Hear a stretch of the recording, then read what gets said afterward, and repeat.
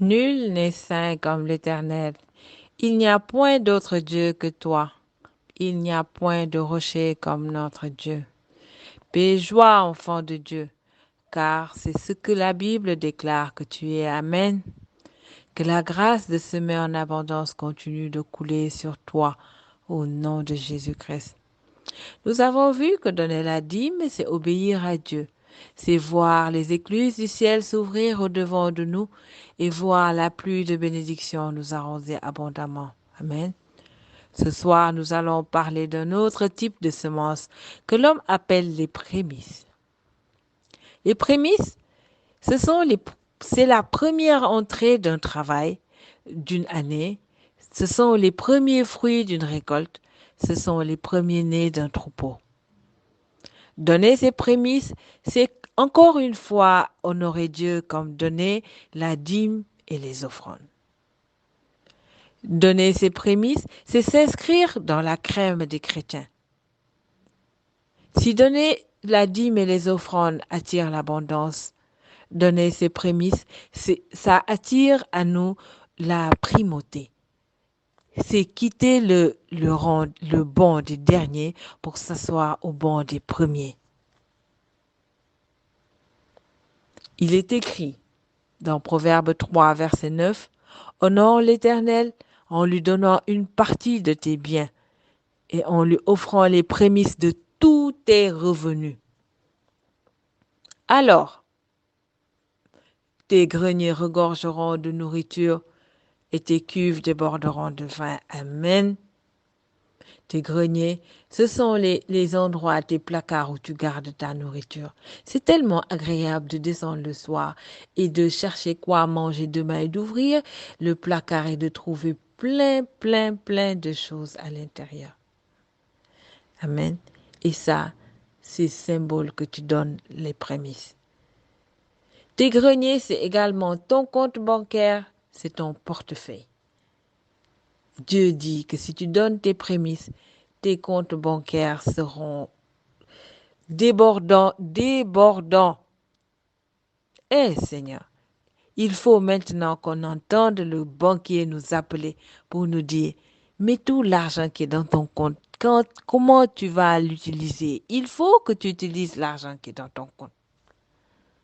Un jour, j'étais dans mon bureau et le banquier m'a appelé. Elle m'a dit, mais vous, ça fait 20 ans que vous avez ouvert un compte chez nous et vous n'avez jamais fait de prêt. Je vous ai appelé pour vous faire savoir que vous avez droit à un prêt. Tout le monde fait des prêts. La banque est là pour prêter. Venez chercher l'argent et présentez-moi un projet quelconque et je vous prête de l'argent. Mais vous ne pouvez pas travailler pendant toute votre vie et ne pas faire de prêt. Je lui dis, ne m'appelez plus jamais pour me demander de faire des prêts. Car moi, je suis l'enfant du roi. À mon père appartient l'or et l'argent. C'est à moi de vous prêter de l'argent. Elle m'a dit, j'ai pas compris ce que vous avez dit. J'ai dit, quand vous aurez le temps, vous passez me voir et je vais vous expliquer pourquoi moi, je ne dois pas faire de prêt. C'est à moi de prêter aux nations. Elle dit, ah, ça là, j'ai jamais entendu. Il faut qu'on se voit. Et donc, chaque fois maintenant que je vais chercher de l'argent à la banque, quand elle me voit, elle dit, toi et moi, on n'a pas l'âme. J'ai dit, oui, on n'a pas l'âme. C'est quand tu es prête là, tu viens me voir, moi, je vais t'expliquer. Mais moi là, je ne veux pas de ton argent. Moi, je consomme l'argent de mon père. Et j'ai la clé du coffre-fort. Quand j'ai besoin d'argent, il faut juste que j'ouvre et que je me serve. Car toute la terre et ce qu'elle renferme lui appartient. Et il n'en a pas besoin. C'est pour nous. Maintenant, si toi, tu n'as pas la connaissance, moi, j'ai la connaissance et je vais me servir. Et dit, ah, bon, faut venir prendre ton temps pour m'expliquer parce que moi, je ne comprends pas. J'ai dit, d'accord. Mais toi, tu es enfant de Dieu comme moi. Tu connais c'est où le chemin pour accéder au trésor. Tu as la clé. Tu sais où est-ce que papa range la clé. Donc, ne fais pas comme les autres qui passent leur temps à faire des prêts et qui ensuite investissent dans des projets qui n'aboutissent à rien.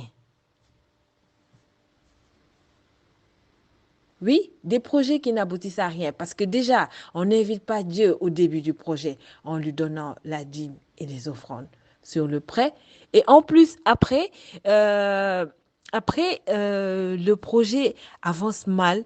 Les gens, peut-être que tu achètes de la marchandise, les gens te remboursent à compte-goutte au lieu de payer au comptant. Il y en a même qui ne payent même pas. Après, ton projet, c'est vrai, tu as investi, il y a la marchandise est arrivée. Mais au finish, est-ce que l'argent que tu as pris, tu as eu plus que ça, tu as pu rembourser la banque et avoir toi du bénéfice et avoir payé ta dîme et tes offrandes? Si c'est pas ça, c'est que le projet n'a pas abouti. Donc, à la limite, c'était pas la peine de faire le prêt. Ou bien. Alors là, nous avons trouvé maintenant le secret pour vraiment chasser l'insecte dévoreur de nos vies. Car lui et son cousin, l'esprit de manque, ils n'ont plus rien à faire dans nos vies désormais. Car toi et moi, soldats, nous allons donner nos dîmes, nos prémices au nom de Jésus-Christ désormais. Qui comprend pourquoi nous allons passer notre temps à rire? C'est parce que nous allons être ivres de joie, tout simplement. Symbole de l'abondance au milieu de nous. Changez déjà de démarche, soldats, car nous allons changer de niveau spirituel. Eh oui, les gens qui n'ont pas la connaissance ne pourront pas accéder à l'abondance à laquelle nous allons accéder. Ça va chauffer. Et le voisin là, il va bien caquer ses yeux pour se demander comment on fait. Donner ces prémices-là, c'est voir Dieu combattre pour nous pendant que nous suçons le lait, le miel. Amen. Que nos ennemis deviennent tristes, car leur fête est terminée au nom de Jésus-Christ. Ils deviendront les ennemis de notre Dieu à partir d'aujourd'hui. Car nous avons décidé de nous lever et de payer nos prémices. Et notre Dieu oindra nos têtes de son huile sainte devant nos adversaires au nom de Jésus-Christ. Il est écrit que les ennemis de l'Éternel trembleront. Du haut des cieux, il lancera sur eux son tonnerre. L'Éternel jugera les extrémités de la terre. Il donnera la puissance à son roi. Il relèvera la force de son oint. Amen. Il est encore écrit. Tu apporteras au sanctuaire de l'Éternel ton Dieu tous les premiers produits de tes récoltes. Tu ne feras point cuire un chevreau dans le lait de sa mère. Je vais envoyer un ange devant vous pour vous protéger en chemin et vous conduire au lieu que j'ai préparé pour vous. Respectez-le, obéissez-lui, ne lui résistez pas. Il ne tolérera pas votre rébellion, car il est mon représentant. Mais si vous lui obéissez pleinement et si vous faites ce que je vous ai ordonné, c'est-à-dire apporter au sanctuaire de l'Éternel tous les premiers produits de vos récoltes, alors je serai l'ennemi de vos ennemis, l'adversaire de vos adversaires. Ah, Seigneur, l'heure est venue pour nous de nous réjouir. Eh, soldats, allons nous coucher tous à l'ombre du Dieu Tout-Puissant et reposons-nous de combattre. Déposons nos armes. Nous n'avons plus rien à faire d'autre que d'obéir maintenant, mettre en pratique ce qu'il a demandé, obéir à ses commandements et aller nous coucher à l'ombre de ses ailes. Car l'Éternel se lève maintenant dans la vie de chacun d'entre nous et il devient l'ennemi de nos ennemis, l'adversaire de nos adversaires. Ah, puissant guerrier. Même si ma voix n'est pas belle, je vais chanter pour lui. Puissant guerrier, fort dans les combats, Adonai est son nom. Amen. Donner ses prémices, c'est attirer la faveur dans nos vies. Je me suis toujours demandé, Dieu, pourquoi il n'a pas agréé l'offrande de Caïn? Je me disais peut-être parce que l'offrande d'Abel, c'était quelque chose où il y avait du sang, non? Mais aujourd'hui, le Seigneur a allumé le verset au-devant de moi et j'ai compris. Car il est écrit, Au bout d'un certain temps, Caïn présenta des produits de la terre en offrande à l'Éternel. Abel, de son côté, présenta les premiers-nés de son troupeau et offrit les meilleurs morceaux. L'Éternel porta un regard favorable sur Abel et son offrande, mais pas sur Caïn et son offrande. Et, Seigneur, pardon pour la qualité de nos offrandes. Caïn se mit dans une grande colère et son visage s'assombrit. Ne savait-il pas qu'il devait présenter les premiers produits de la terre, les premiers fruits de la terre qu'il a récoltés? Il a offert seulement des produits de la terre. Mais Dieu lui a dit, pourquoi te mets-tu en colère? Pourquoi ton visage est-il si sombre? Si tu agis bien, tu le relèveras. Mais si tu n'agis pas bien, le péché est tapis à ta porte, son désir se porte vers toi, mais toi, maîtrise-le.